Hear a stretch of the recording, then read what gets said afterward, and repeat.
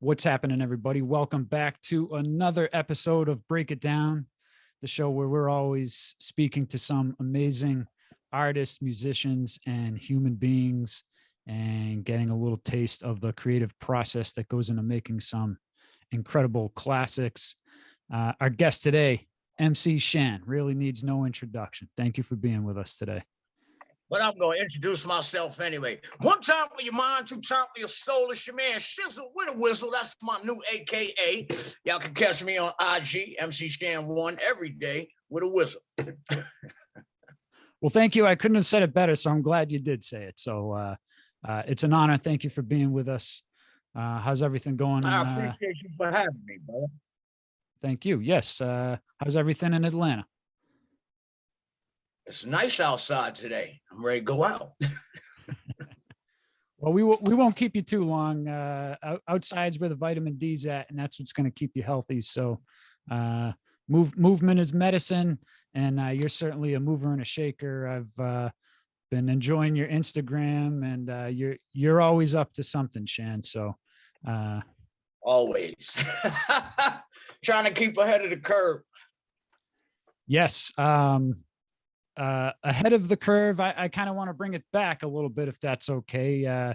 I want to get into The Bridge, one of the most classic hip hop songs there is, according to Wikipedia, for whatever that's worth. It's one of the most parodied songs, your lyrics, going back to 85, 86. When did the song officially drop? Well, it dropped 2 years before any of y'all ever heard it. It was a cassette tape in Queensbridge for 2 years before we decided to let other people hear it, because we want nobody wants to hear about Queensbridge. Turns out everybody wanted to hear about Queensbridge. So how that song came about, it was like a fluke. We came from a show the night before, and they had a big jam in Queensbridge Park. So Marley said, let's make a record about Queensbridge.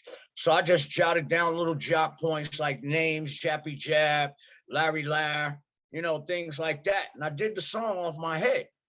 And that's what's so crazy about it. It wasn't even an intended thing. And look what it did, Right. Do you remember, take us back into the recording studio, if you will. Do you remember how long you guys spent recording that song? If you were kind of freestyling little 2, 4, 6 bar verses, did it come pretty quick, or? I just wrote down words, because if you listen to the song, you'll hear pauses in it. Gave me a chance to think. Mm-hmm. You love to hear the story again and again. How it all got started way back when. You love to hear the story again and again of how it all got started way back when. The monument is right in your face. Sit and listen for a while to the name of the place. Monument is right in your face. Sit and listen for a while to the name of the place. It was all, simple things. That right there was, if you notice, none of the verses are structurally structured. 18 bars, 16 bars, 15, 14. You know what I'm saying? It wasn't even structured like a real record. It was like that beginning part is maybe 4 bars or something like that. And then the next verse is 18. And then the next verse is 25 or something. We didn't even know how to make records back then. Did you get any kind of feeling when you were making this song that it was going to be as big as it was? No, like I said, we made it as a fluke. We made it as something to play in Queensbridge. We didn't even want to put it out as a record. Right. But as I was touring with Roxanne Shante, I had to sing something other than Marley Scratch. So I was singing The Bridge also while I was on tour with her. Because if not for Roxanne Shante, Shan or nobody in the Juice Crew would have a career like the way we had it. They might have done something else, and they might have been something in the rap music, but if not for Shante, there wouldn't be no Shans, no Canes, no Biz, none of that. She started the legacy. Okay. And so you performed that song for 2 years before it came out on Down by Law? Yeah. Okay. Pretty much so. The 2 years was before it came out. It was a cassette in the projects. Nobody in the world heard it other than us. Right. You guys go were pressing. you would hear that tape rocking in people's boxes on different blocks. But if you went to Ravenswood, which is just another projects down the street, you wouldn't hear that. Right. Okay. So you guys were pressing, copying those tapes, and that's how they distributed through the hood, no? How it got, I was down with Molly Mall and Mr. Magic. Mm-hmm. Anybody that knows about radio from back then, Mr. Magic is the reason why we all have jobs here. So if I made a record on Saturday afternoon in Molly's house, in his studio, it was on the radio Saturday night. Okay. I didn't go through the same kind of play my demo as everybody else. You know, a lot of people had to bring their records to the radio station and say, can you play it? Or, you know, I never had to go through that. Whatever I did was there. Bam. Okay. As is for the rest of the Juice Crew. Right. And that's because of how tight Magic and Marley were? That's because they were it. You don't hear Right, Biggie okay. say it? I let the tape pop till the tape drop. You know what I'm saying? Mr. Right. Magic, Molly Mall. You know what I'm saying? He was it. You had to stay up till 2 o'clock in the morning to hear his show. And then you pull out your cassette and boom, press record. Wow. Okay. That was a whole different day back then. I feel like I lived a whole nother lifetime ago. It must be surreal. It must feel like another lifetime, right? Yes. I mean, come on. We had beepers back then. Everybody nowadays, they just know some of you were born with cell phones. Yeah, yeah. I just turned 40, so I grew up the Well, first not tape. you definitely. We're talking about. I'm good for you. Got a good fucking age look, all right. Yeah, If you don't look 40, you look like you're 26 or some shit. All right, good. I'll take that. Excuse me for fan. Nah, no You look worries. like- No worries. You look like you're 26. But Hey, these kids thank you. nowadays, they don't know what we went through. They don't know how hard it was to get our music out and putting tapes in the back of the trunk and selling it from the back of your car. Now you put an MP3 on the internet and sell it to everybody. They don't have to leave their house to get it. Mm. Yeah, definitely. First tape I ever bought was OPP. And I had a beeper in the 90s. And so, yeah, I still remember the cell phones that were like suitcases. yeah, you the know. bricks. Yeah. Yeah, the Yeah. bricks. The bricks. Yeah. Nothing like this. It was more like this. Yeah, exactly. Yeah, you could throw it at anything. It wouldn't break. Right. It could be used as an assault weapon, if ever need be. How long did it take from when the song, obviously you said it was, around a couple years before everybody else got to hear it. How long until it was so widely popular and a hit that it got outside of Queensbridge, New York City? And then I guess Let me ask you this. Sure. What about that song tantalized you? What was it about that thing? By the time I heard it, I didn't get into 80s rap until the 2000s because I grew up in the golden age. So by the time I went back in the history. What was the thing about that? Nobody has ever heard that before. Marley was like one of the first samplers ever. He took the first sample in hip hop. Marley did.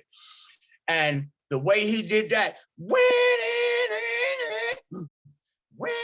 man, that sound. What was that? That's what basically people were like, oh my God. It wasn't the lyrics. It was the way that beat dropped on you. Man, oh God. It was nothing about it. It was that sound that drove people nuts. Like, what is that? What is that? And I don't know how a hit record comes about or what people like. It's always a throw it on the wall to see if it's stick. That one just stuck.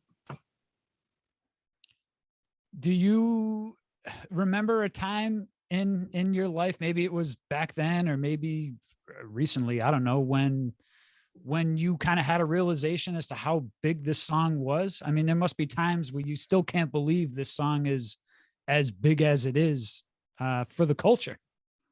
truly, I don't pay it any mind anymore. I quit Okay. hip hop. I don't want to sing that no more. Well, I'll sing it for the people who want me to sing it. But as far as me going to do shows and stuff like that, I quit.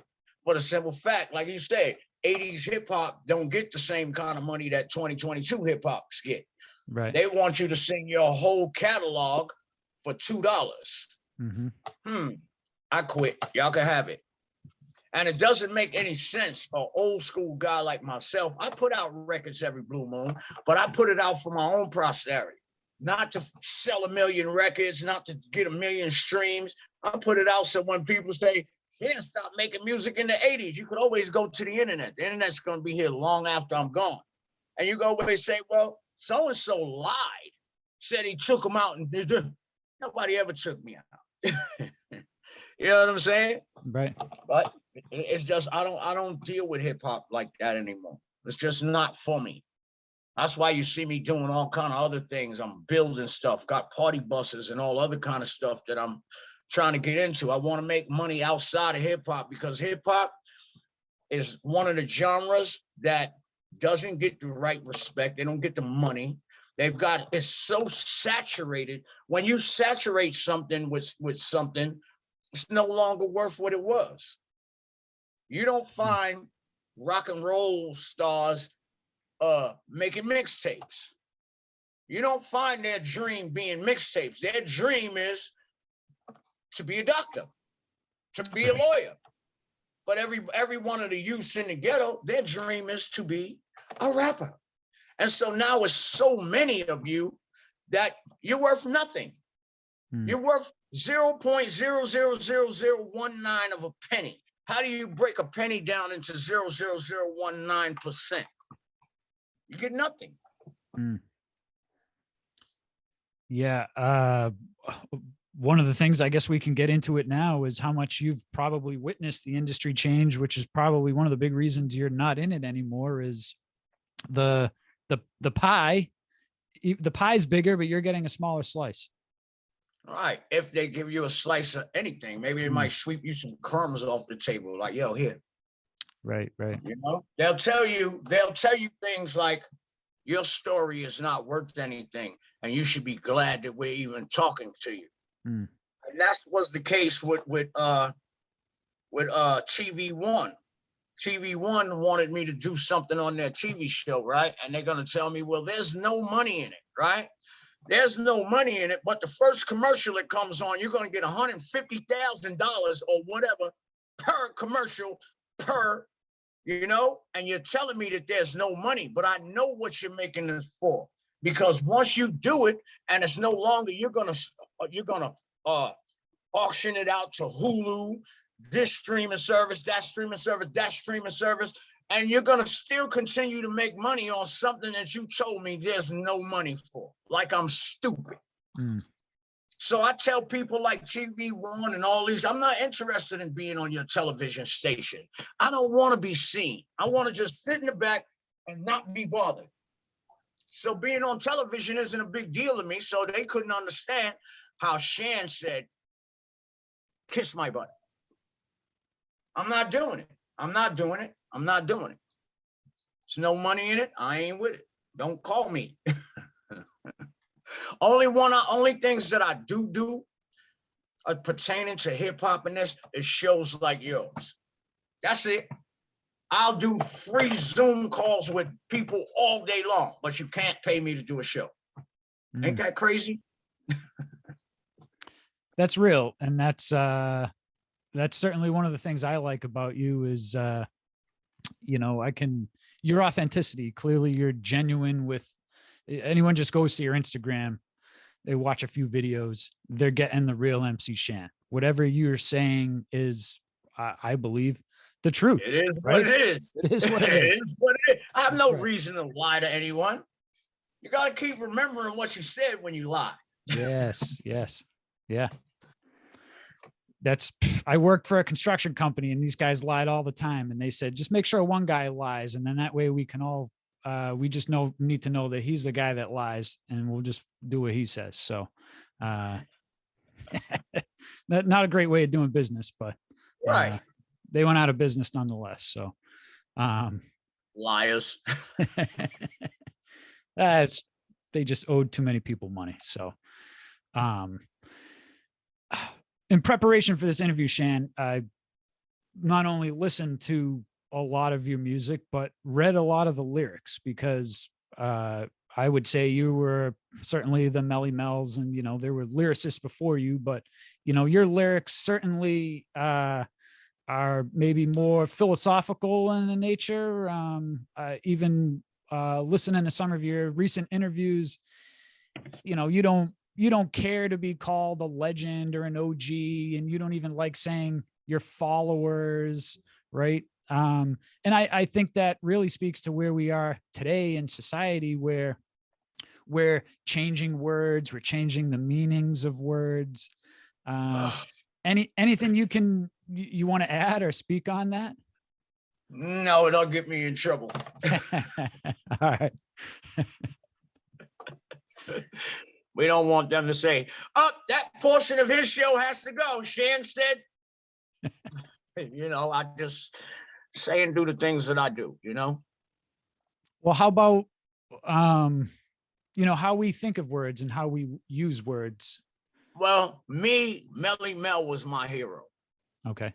As far as me wanting to write the words, him and Kaz was different. When Kaz was basically in the hip hop scene, in the shows and stuff like that, you would hear the Kaz and them, but Mel and them was like the first ones to make records. And when I heard "A child is born in no state of mind, blind to the ways of mankind," it told a story. That's what I wanted to do. I didn't just want to make words to say bake and flake and cake and shake and dake and blow and flow. I didn't want to do that. Right. That was cool. I wanted to make stories that gave you, something in your head. Right. I got a new song that I'm trying to do where I tell the whole story backwards.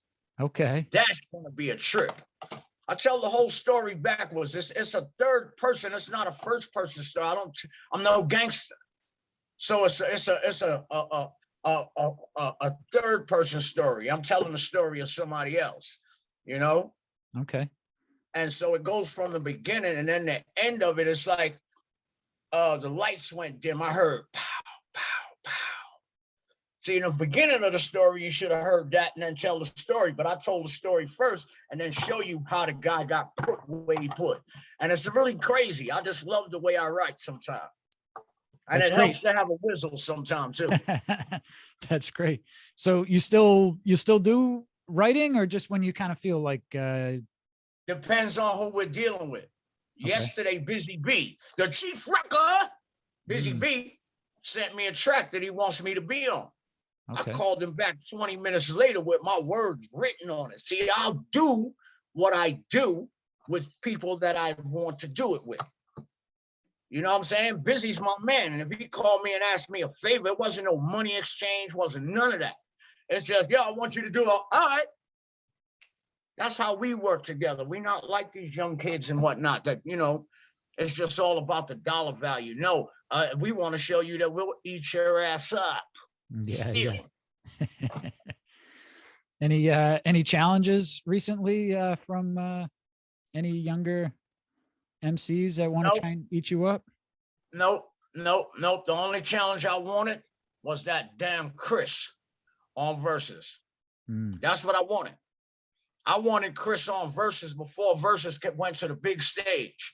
And what happened? I'll only do it with Big Daddy Kane. Shut up. Didn't make no sense, dude. You had your chance to crush me in front of the world, like you always say. I crushed him. You had your chance to prove it, my man. So now you have to live with the stigma when you have the chance to crush MC Shan totally and for all, which you wouldn't have done. Because lyrically, I'm a lyrical beast, and you're a break and fake and take and flow and go kind of guy, which makes us different. See, Chris will kill me on a stage show. Kill most people on a stage show. But if it came down to you having to sit like you just said and listen to the lyrics and try and analyze what the motherfuckers had, my lyrics will tell you that this guy This guy, see this guy? Number one bullshit guy, better than that guy. I like that. Oh shit. So that was it. That was the only I mean, so they That's can't it. I they mean, can't they they don't can't challenge me because I'm not out here saying I'm the best rapper anymore. I'm not out here I'm saying I'm the best carpenter. I'm the best flipper, flip this car.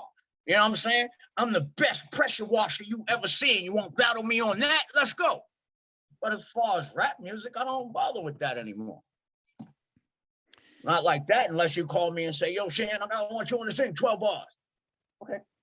That's only 6 lines. Well, I'll be looking forward to that Busy Bee joint. I'll keep my eyes on your Instagram whenever that comes out. So, it'll be there. You know what it's for? Is it a whole album, just a track, or? I don't know what he's doing. All I know is he called me and said, Shan, I want you to be involved. And he didn't have to say more. I didn't ask. Don't have to when they're your folks. You know what I'm saying? Right. When you trust people and you love them to death, they can ask you anything and you won't even question it, would you? No. So I didn't question him. Whatever you want, Busy. That's it. Let's go. You listen to any new rap music at all, or what do you typically listen to, Shan? YouTube. Okay. I listen to YouTube. I listen to Imagine Dragons. I listen to Linkin Park. Okay. In the end, it doesn't even matter. I listen to stuff like that. I don't listen to hip hop. There's nothing in it for me. It's like you may like Frere Jacques. That's cool for you, but I like Beethoven. Mm-hmm. I like Beethoven. And so you can listen to Frere Jacques all you want. There's nothing in it for me. And that's the way I look at the rap music nowadays. It's Frere Jacques. I can't learn anything. Not saying that that's just the mainstream rappers. There's those behind the scene that are nice and have something to say that the mainstream is blocking them out because they're going to teach somebody something.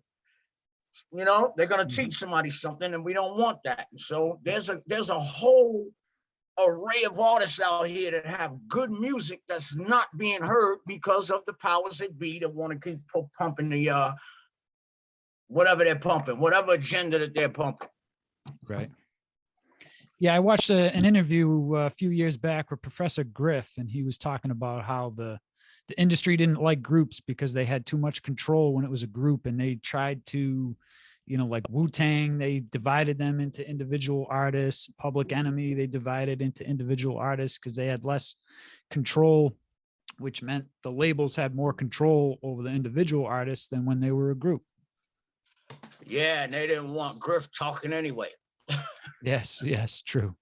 And how Griff got put out the group is he said something against the Jewish League or something like that, and they pressured Chuck to put him out. They pressured him, put him out. Shan, you certainly have a lot of wisdom in your lyrics. I mean, you go back and listen to the whole Down by Law album. Are there any younger artists that reach out to you in a mentor kind of way? And yeah, they do. Okay. They do. And a lot of people always say, Shan, you should be selling that knowledge. Sell that knowledge. I don't want to sell that knowledge. I got it for free. It's like my payback. Right. I give them whatever knowledge they want. Some of the things I'll tell them they might not like don't do this. Do something else. Let this be your side hustle. Don't be 40 years old still trying to put out your first record. There's a lot of 40-year-old cats out here still with their pants hanging, trying to make their first record. It's like, what is wrong with you, son? Yeah. I was hoping, and I only imagined that you were somebody that some people could lean on and get some advice in the game, because again, just listening to your lyrics and watching your Instagram, certainly you can steer some of these younger kids in the right direction. You got it. Now, you see, once upon a time, my music was my voice. I don't need music to have a voice. I talk well enough, you know, and I get my message across. Sometimes it's funny, sometimes it's funny. Sometimes I'm just totally off the wall. Like, what is he talking about? Yeah. Why? For the simple fact, I don't have to answer to anyone. Mm. I don't have to be, I'm not trying to be politically correct so I can be on somebody's front of XXL or something like that. You got to kiss ass to do that. Mm-hmm. I'm just not the one. And so I really don't care. I say what I want to say. And people look like, oh my God, don't you want to be a rapper? No. Yeah, you did that. And you said what you wanted when you were a rapper anyway. So it wasn't like exactly. That was like my main downfall because my mouth was just my mouth. I'm not going to let you try and sexually harass me to give me a deal. You got me messed up. So when I called the person a bundle of sticks, my career went boop, boop, boop. Mm-hmm. And any of you can look up what bundle of sticks is. I can't say the word because they'll ban us, you know. Yeah. I think a cigarette or something is the. Yeah. Yeah. The expression for cigarette over in UK. Mm-hmm. Yeah. Nothing against anyone. You know what I'm saying? Nothing against anyone and what they do. You know, it's just not my thing. I just came up in a different age and whatnot. And I think that that's how they're controlling the game now. Mm. They're controlling the game to say, well, you have to do certain things. It's been that way for the longest, since the 80s. But right. Now it's like, okay. They'll actually get on the internet and say that they did a fellatio to a person for a deal. Word. And then they man say, that's all you got to do to get a deal? And here we go. Well, it goes back to when we were talking about words and, you know, certainly maybe now a word is a little too sensitive for somebody. I can understand that, but to write somebody's career off from saying a word is silly. Look, I say like this.